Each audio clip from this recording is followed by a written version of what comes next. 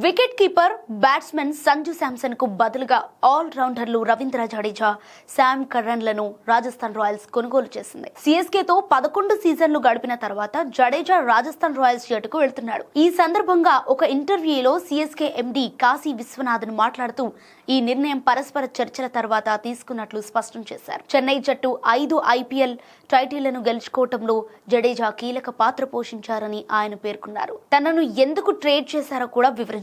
మానసికంగా అభిమానులు చాలా విచారంగా ఉంటారు, ఎందుకంటే వారి నుంచి నాకు ఇప్పటికే చాలా సందేశాలు వచ్చాయి. కానీ జట్టు ప్రస్తుత నిర్మాణాన్ని పరిశీలిస్తే సిఎస్కే థింక్ ట్యాంక్ మార్పు అవసరమని భావించింది.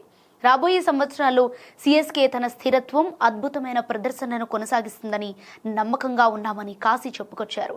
ఈసారి వేలంలో ఎక్కువ మంది భారతీయ బ్యాట్స్మెన్ అందుబాటులో లేనందున భారత టాప్ ఆర్డర్ బ్యాట్స్మెన్ను పొందటానికి ఉత్తమ మార్గం ట్రేడ్ విండో ద్వారానే అని మేము భావించాము.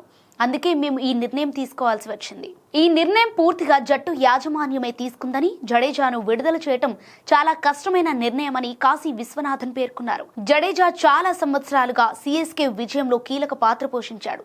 ఇది బహుశా సిఎస్కే చరిత్రలో అత్యంత కష్టమైన నిర్ణయాలలో ఒకటిగా నిలుస్తుందని ఆయన స్పష్టం చేశారు. కానీ అలాంటి నిర్ణయాలు ఆటగాళ్లతో సంప్రదించి తీసుకోవటం చాలా అవసరం. అందుకే ఇది పరస్పర అంగీకారం తర్వాత మాత్రమే తీసుకున్న నిర్ణయమని చెప్పారు.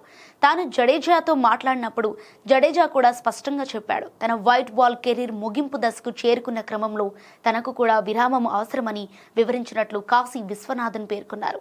కాశీ విశ్వనాథన్ శామ్ కర్రాన్ గురించి మాట్లాడుతూ, శామ్ కర్రాన్ 2020, 2021, 2025లో మాతో ఉన్నాడు. అతను ఇప్పటి వరకు జట్టులో నిలకడగా మంచి ప్రదర్శనిచ్చాడు.